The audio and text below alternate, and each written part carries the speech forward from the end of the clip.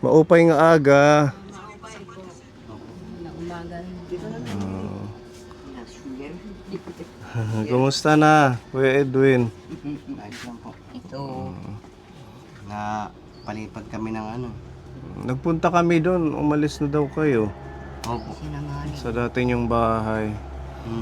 Dahil sabi nila napapaaway daw kayo doon. Opo. Bakit? Anong nangyari? Kaya nung ano yun, nung mahal na araw, nagsunog lang kami Nagsunog kayo sa likod bahay. Kay tataniman sana namin ng ano ng mga bulkas, mga talbos. mga talbos. Mm. Yung doon naman sa kabilang bahay naman, nagagalit naman dahil sinunog namin yung basura. Gusto nila tumambak doon, pabayaan lang. Dahil doon, kaya nagkaroon kayo ng problema sa Ang ano ko naman, tirahan niyo. malayo naman yung ano, yung apoy sa ano, nasa gitna naman ng pagitan mismo talaga ng gitna ng ano. Malayo sa ano nila. Ito naman lumabas yung ano, yung matanda doon, nagalit. Anong sabi? Nagka-diskusyonan kami. Nilabasan naman ako ng sundang. Nilabasan ka ng itak? Na mismo doon talaga mismo sa harapan ko. Doon lang sa bakod ang pagitan namin. Paano mo nalaman na itak hindi mo naman makita? Kay yung kapitbahay namin doon sa harap namin, sa Ayun yung nagkwento na may Kay- itak na dala. Pinipigilan siya, ayaw iton. Kaya sabi niya sa akin, papatayin na tayo ikaw. Sabi niya, papatayin kita, sabi niya. Sabi niya, wala nang kwenta yung kinabuhi, kung papatayin na lang kita, sabi sa akin. Matanda Ano na? lang, matanda na. Parang sinanay? Tapos, ano lang kami, abot na abot niya ako sa sa mismong bakod nun. Nagdiskusyon lang kami nun na sabi ko, ang layo. Kaya yung dun sa may kabila, nagsusunog sila. Hindi sila nagreklamo, sa amin lang. Yeri ka na pa. Ayun naman yung ano sa akin na titigbasin ako tapos binantaan kami, napapatayin kami. Kaya nung natapos na inawat siya ng anak niya na si Lina, inawat naman siya na. So nakakailang buwan na kayo dito or Nung ano lang, linggo? Abril kami lumipat dito. May June, 2 buwan na kayo. Kanino namang bahay itong tinuluyan? Ito kay Hati. Ito sa'yo ate. Sinasabi ko siya. Kapatid ka ni Kuya Opo, Edwin. kapatid po ako ni Edwin. Anong pangalan ni ate? Marites po. Original. Original na Marites. Opo. Kumusta naman po? Okay naman po. Parang may ano sa mata mo, may problema din? Bulag din po ako. Bulag ka din. Opo. Ito yung kinikwento mo kuya, na kapatid mo naapektuhan din yung mata dahil sa glaucoma. Opo, glaucoma rin po. Yung Kailan ka pa nabulag? Matagal na? noong 2015. Bago lang. Opo, bago lang. Higit 10 years, 11 years pa lang. Mga 11 siguro. So, paano dahil sa bloodline, gano'n? Opo, dahil po dyan. Sa dugo? Side po kasi yan ng tatay ko. Yung- Pero dati, okay yung paningin mo. Opo, Parang si Kuya Edwin din. parang si Edwin rin po.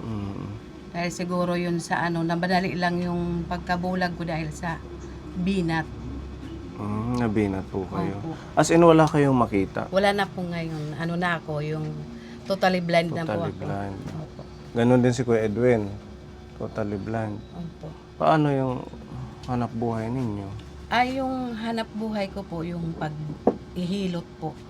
Naghihilot kayo. Opo, yun ang inaano ko sa mga anak ko sa pag-aaral nila. Ilan ang naging anak mo, Ate Tatlo po. Marites? Tatlo. Lahat nag-aaral. Opo, yung panganay ko, magpo-fourth year na po ngayon college. Wow, may Opo. fourth year college ka na. Dalawa po yung college ko. Sa ISO. Opo. Anong mga kurso nila? Yung panganay ko IT at saka yung ito po na sige Ito, po, anak ito mo. po. Hello, ate. Mag-aral kayong mabuti. Sige. Tapos yung bunso ko, lalaki, bale grade 9. Grade 9 na. Opo. Ang galing nyo naman, ma-manage yung mapag-aral Opo, kasi yung po, anak yun mo. po ang ano ko kasi di kami nakapag-aral. Pangarap mo. Pangarap ko po makatapos tak mga anak. Mm. Kasi doon lang kami, kumbaga, doon lang kami, hindi na kami aapin ng mga tao na nagsasabi Bakit na, dati inapi po kayo? "Oh, Naranasan niyo yung pangbubuli? Ganun. opo, Mm. naiyak po ako."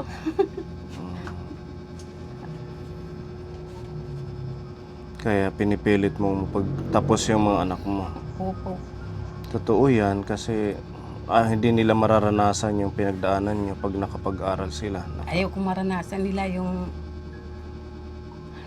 maging ano sa mga tao. Mm. Kahit paano hindi nila maranasan yung pambubuli ng mga tao sa amin, yung mga nadaanan namin, hirap. Oo. Kasi sila lang naman ang kayamanan ko. Totoo yan. Yung Mga mga anak. anak natin. Sila yung Oo, magagabay sa atin pag tumanda. ayaw ko silang matulad sa akin kung pwede lang. Mm.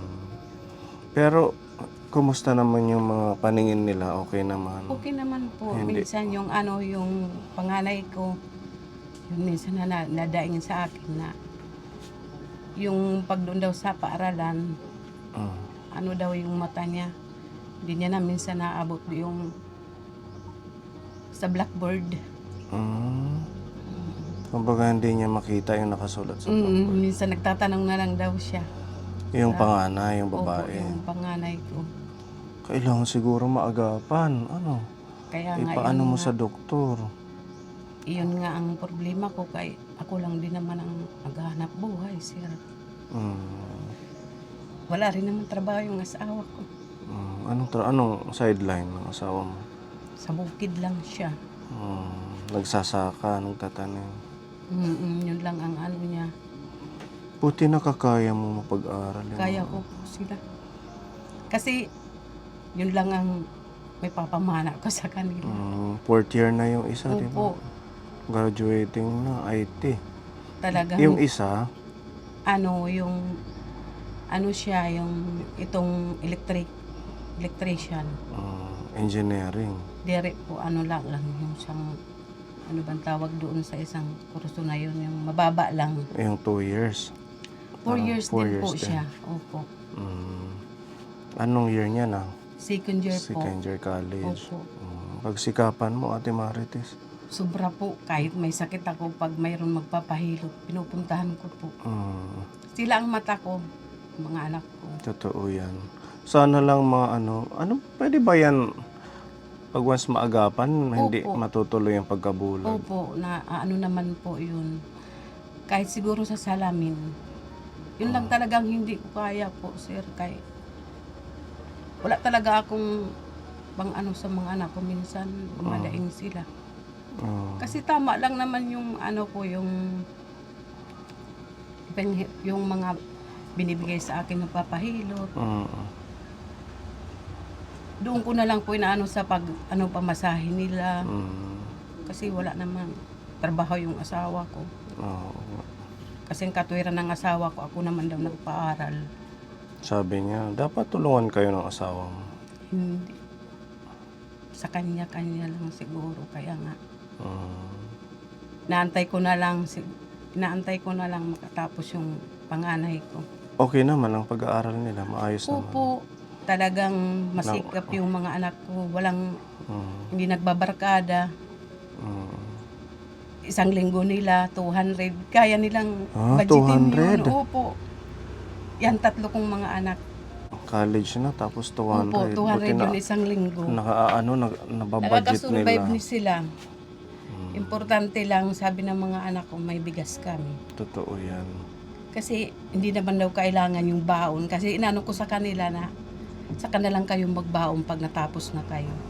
Minsan nagtatawanan sila sa akin, paano kami magbabaon, nanay, tapos na kami. sabi May nila. trabaho na sila. Oo, sabi ko, bakit? Ang nagtatrabaho, hindi ba nagbabaon?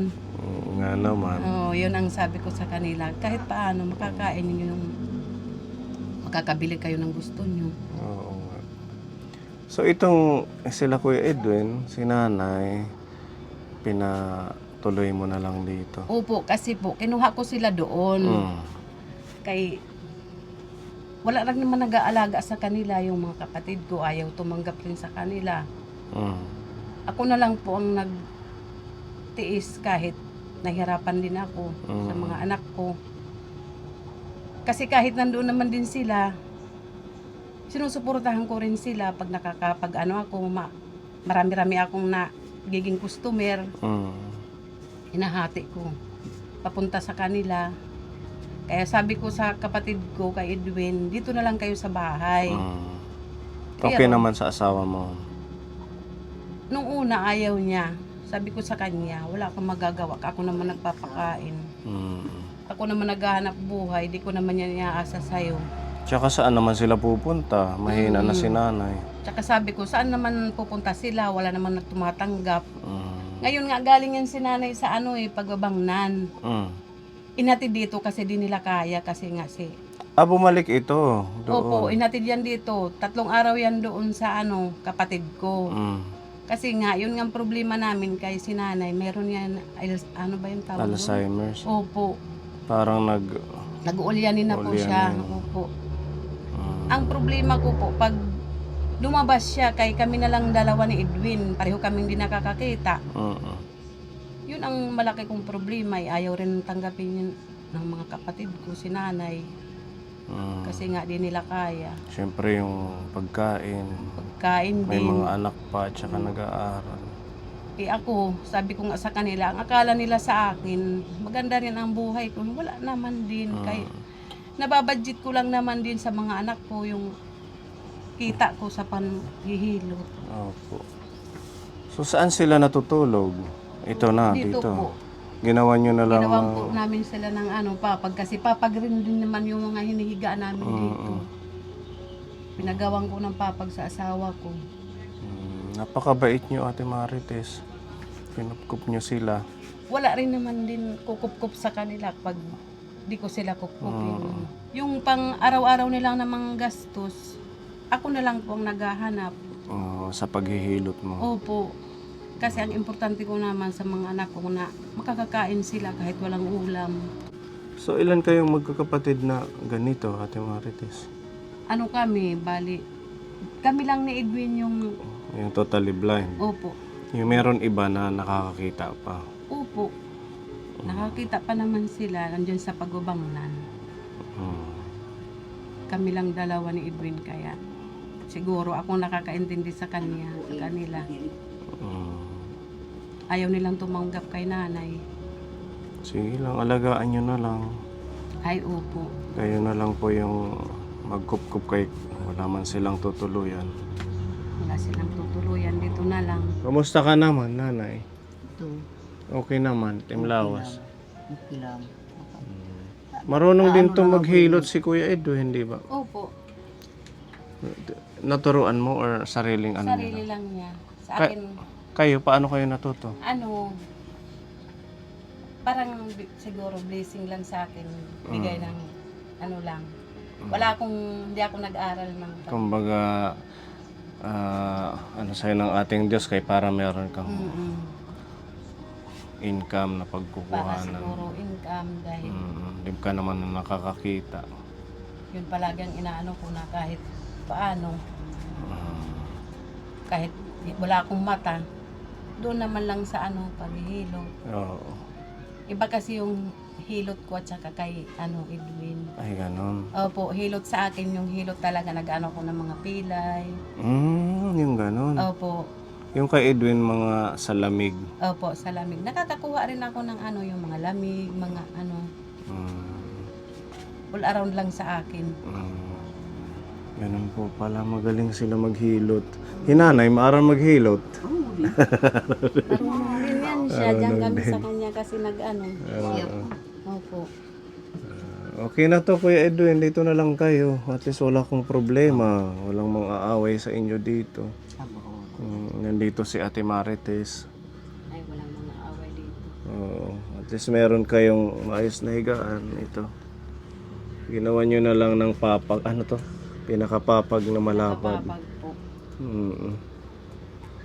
May dala kaming ayuda, Kuya Edwin, para makadagdag sa pagkain. Kaya alam namin nahihirapan kayo sa inyong sitwasyon.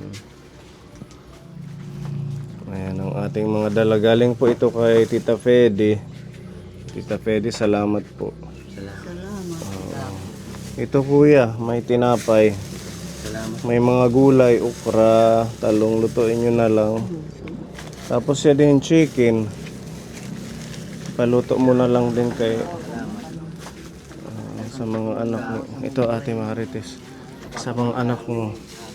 May paluto na lang yan. Tapos may bigas, meron dito mga dilata, mga timplaheng gatas. Ayan, bigay ni Tita Fedy para sa inyo. Salamat po na marami ulit. Na pag-alis namin, wala kaming kasiguraduhan din kung saan kami pupunta rin. Kabuti rin na puntahan din niyo kami. Kaya papasalamat din kami na Walang anuman kuya. binigyan niyo kami ng ganito. Makaalalay sa pagkain ninyo. Maraming salamat. Salamat naman sa naanoan kami din ng pagkain. Na blessingan, ano. Kasi Maida din na itong grasya. nalanggap kami ng grasya. Pag namimili kayo ng pagkain, ano, halimbawa gulay, isda, sino ang humahawak ng budget para sa kanila? Kaya na sa Sa inyo, ikaw or si Kuya Edwin?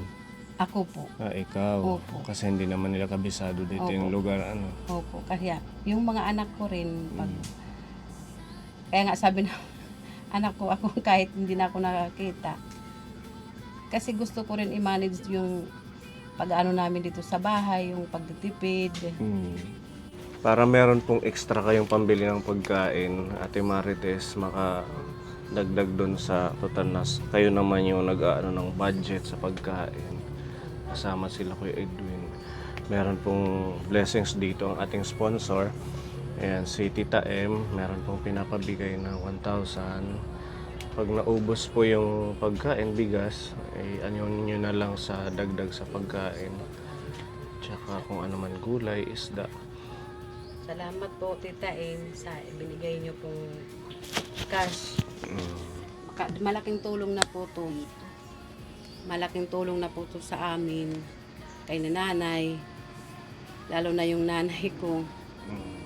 Gusto ko rin po ibili ng gamot na sleeping pills. Pero Katulog bago ka man lang. magbili nun, dapat may resita. Opo, Huwag kang ipapacheck up ko bibili nga. ng walang resita. Ipapacheck up po nga sana to. Kaya lang doon to sila sa sa San Julian Naka-record. naka-record po. Hindi po pwede kasi dito sa sentro. Itong takyang burungga na to. Opo, sakop to ng Sakop to ng Burungan. Opo. Hanggang Bugas. Yung sa kanila sa may San Julian. San Julian po sila Hmm. Kaya hindi po sila makaka-abil dito ng sa Libreng gamot. sentro. Opo. Yan. Salamat po Tita M. At ito pang 1,000, idagdag mo din sa pagkain nila. Salamat po. Ang bigay ni Tita Donna. Salamat po, Tita Donna. Walang ano man po makatulong sa inyo. Ayan, thank you po sa ating Tita Fedy, Tita M, Maraming salamat Tita Donna. po. Tita Donna, Tita M, Tita Fede. Maraming salamat po sa lahat po ng sumusuporta kay Sir Capone po. Kahit man wala silang paningin, nagsisikap na mapagtapos yung mga anak. Tsaka nagtatrabaho si Ate Marites, Yun po ang goal ko, makatapos yung mga anak ko. si Kuya Edwin. Kuya Edwin? Nihilot naman. Oo. Nandito yung budget nyo. Pinaabot ko na lang kay Ate Marites. Salamat. Total, nandito naman kayo sa kanila. Para pag naubos tong mga ayuda ni Tita Fedy, siya na ang bahalang magbili. Ano po yung pwedeng sideline ni Kuya? Naghihilot din dito? Opo. Pag mayroon po napunta dito sa sa akin na mga lalaki, yung mga customer ko po, Hinihilot niya. binibigay ko sa kanya para po Para may kami. sideline. Opo. Pag para dalawa po kami na maghihilot. Mm-mm. Pag yung sa kanya naman, sabi ko sa kanya, pag binibigyan siya ng ano, Mm. ipunin mo yung Oo. sa'yo.